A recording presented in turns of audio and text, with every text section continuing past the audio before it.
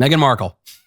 Meghan Markle, she just flits from one public failure to another. Meghan Markle is launching a new podcast because all of her other projects have been so successful ever since she broke up the British royal family. Meghan Markle is launching a new show called Confessions of a Female Founder. This is Meghan Markle's podcast to share all of the great business acumen she's developed. I'm Meghan, and this is Confessions of a Female Founder, a show where I chat with female entrepreneurs and friends about the sleepless nights, the lessons learned, and the laser focus that got them to where they are today. And the kind of advice that turns small ideas into billion-dollar businesses. And of course, we're going to get some girl talk. Are you saying you're not single now? Have I missed something in the past couple weeks? What's happening? Can we stay focused, please? Okay. And through it all, I'm building a business of my own and getting all sorts of practical advice along the way that I'm very excited to share with you. I might watch it just in the same way that I turn my head to see a car accident. I guess that's just an audio podcast. I might listen to it, maybe to one episode just to see how bad that trailer, that seems like the worst show that I've ever heard of. The nearest thing Meghan Markle ever had to a $1 billion idea was marrying a prince.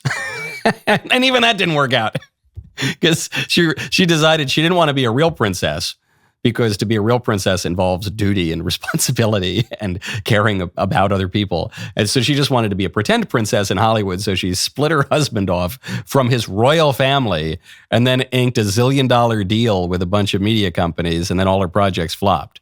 So naturally, she's going to start a podcast about business. But there's a little girl talk in there too. I don't mention it only to make fun of Meghan Markle. I mention it to point out the Joe Rogan problem. The Joe Rogan problem that the left has encountered. Trump goes on Joe Rogan. It's a huge hit. Zillions of views, very popular, probably moved votes. Elon Musk can go on Joe Rogan. It's great. J.D. Vance, he can hang on Joe Rogan. Cool, go for however many hours you want.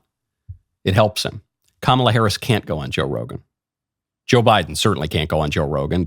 Couldn't stay awake for more than 15 minutes. Right now, go to netsuite.com/Knowles. What does the future hold for business? Ask 9 experts. You'll get 10 answers. Bull market, bear market, inflation's up or down.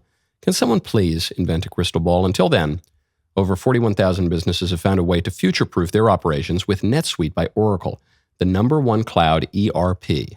Imagine having your accounting, financial management, inventory, and HR all seamlessly integrated into one fluid platform. That's NetSuite. With this unified business management suite, you are not just juggling numbers, you're wielding a powerful tool that gives you the visibility and control to make quick, informed decisions. It's like having a map in a maze of market uncertainties. Real-time insight and forecasting, check. It's like peering into the future with actionable data at your fingertips. Here's a game changer.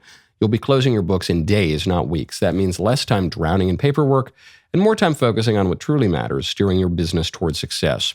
At the Daily Wire, we're proud to partner with NetSuite because they are leading the way in future-proofing operations for businesses around the world. Whether your company is earning millions or even hundreds of millions of dollars, NetSuite adapts to your needs, helping your immediate challenges and helping you to seize the biggest opportunities. Speaking of opportunity, download the CFO's Guide to AI and Machine Learning at netsuite.com/Knowles. The guide is free to you at netsuite.com/Knowles, K-N-W-L-E-S. That's netsuite.com/Knowles. The libs can't handle podcasting. The right has dominated podcasting. It's not that there are no left-wing podcasts, there are some, but the right and the center right own podcasting. Why? Because podcasting requires, one, systematic thought. And the left these days, whatever systematic thought has ever existed on the left, it has just absolutely crumbled under the weight of its own inconsistencies. And the right is able to sustain that. But even beyond that, even for people on the right who don't have particularly systematic thought, the right can hang. The right does not feel that it needs to put up artifice all the time. That's what's most offensive about Meghan Markle's podcast is it sounds so artificial. We love girl power. We're going to learn from these female business leaders. There are women in business. Statistically, 100% of people who have succeeded in business have been men, including today.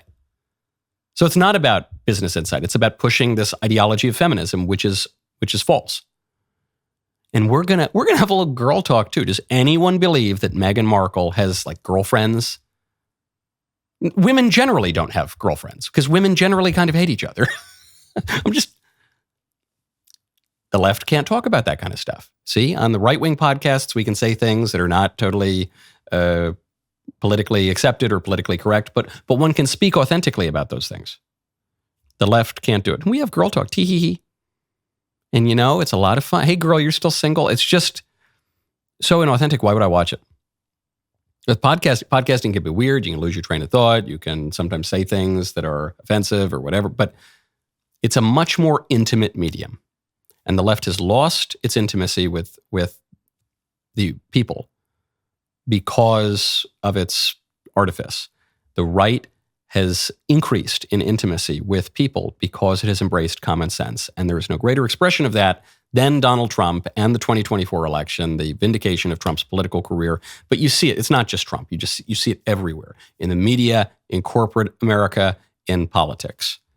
Not expecting Meghan Markle's show to get many views, though it might get one view, at least from me. That was very, very good. I don't know.